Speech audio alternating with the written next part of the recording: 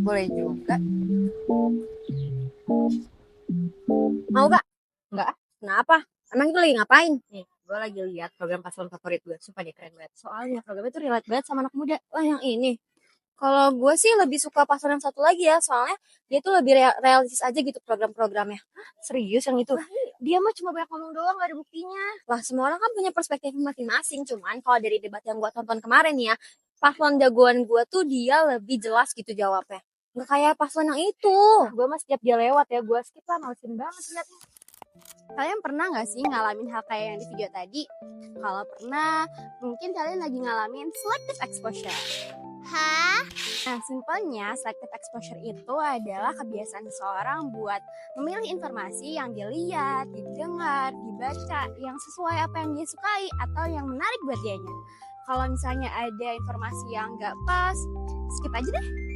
Nah, dalam teori selective exposure, ada beberapa aspek yang mempengaruhi bagaimana seseorang memilih informasi loh.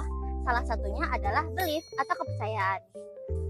Kita cenderung mencari dan menerima informasi sesuai dengan nilai, pandangan, dan kepercayaan yang kita yakini sebelumnya.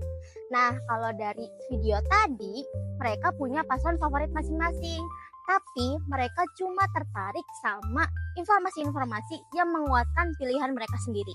Lumayan ya isinya ya? Lumayan tuh isinya. Gue liat. Apaan tuh? Ini tadi dapat dari Pak Kades, dia nyuruh kita buat milih paslon yang kemarin tuh jadi wali kota. Tapi hati-hati jangan sampai salah coblos, soalnya nanti bakal didata. Lumayan tuh tadi udah gue buka, bisa lah makan besok 3 kali. Emang kayak gitu gak apa-apa ya? Bukannya termasuk suap? Aku banget sih lu, kalau lagi masa kampanye kayak begini, pasti tuh semua partai ngelakuin kayak begini. Jangan kaku-kaku lah, santai aja. Bukan lo kemarin pilih paslon satunya lagi. Kalau ada duit mah ya. Bukannya lu juga pilih paslon yang ini ya? Ya gue sih kemarin emang pilih paslon yang ini, tapi kalau nggak dikasih duit gue tetap pilih paslon yang itulah. Ya kan kalau gitu berarti win-win solution. Dia dapat suara lu dapat uang. Kenapa dibawa ribet? Kayak gitu aman ya? Gak apa-apa, percaya sama kita. Selain aspek keyakinan, ternyata dukungan kelompok juga berpengaruh besar loh. Kita menerima atau menolak informasi berdasarkan apa yang dibilang oleh orang-orang di sekitar kita. Kalau misalnya teman atau keluarga mendukung suatu pilihan tertentu, ya kita percaya aja, bahkan ketika ada informasi yang bertentangan.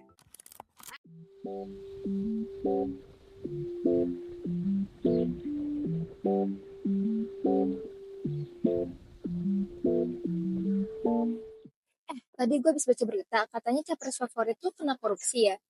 Media itu memang suka jelek-jelekin capres favorit gue. Tapi kan itu media gede, kredibel lah, pasti nggak mungkin asal-asalan. Bodo amat, gue tetap dukung dia. Dalam pemilu, teori selective exposure bisa bikin kita terjebak dalam situasi di mana kita hanya mendengar suara yang sama dan menolak semua suara yang berbeda. Aspek kegunaan informasi dalam teori selective exposure ini bisa menjadi salah satu alasan kenapa kita cenderung nyari informasi yang berguna dan bisa menguatkan pandangan kita. Jadi, kalau kita nemu informasi yang bikin kita yakin, akan kita simpan. Tapi kalau kita nemu informasi yang bikin kita ragu, biasanya akan kita skip. Nah, dampak selective exposure itu apa sih? Dampaknya, kita jadi susah banget untuk dengar pendapat orang lain ataupun sudut pandang orang lain. Lama-lama, isi pikiran kita cuma informasi yang sama terus dan bikin kita makin yakin sama pemikiran awal kita. Akibatnya, kita jadi susah nyatu atau sekedar ngobrol tentang perbedaan tersebut. Padahal, kalau kita cuma lihat dari satu sisi aja, kita jadi susah gimana kita paham soal pemikiran orang lain yang beda-beda. Menurut Knudsen 2023, solusi untuk mengurangi selective exposure ini bisa dengan 2 cara. Yang pertama, dari platform yang kita pakai, misalnya kayak media sosial.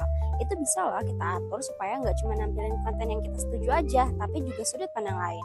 Nah, yang kedua, menurut Alamsyah 2024, dari diri kita sendiri dengan biasain cek fakta, mikir kritis, dan gak asal percaya sama info yang cocok sama opini kita.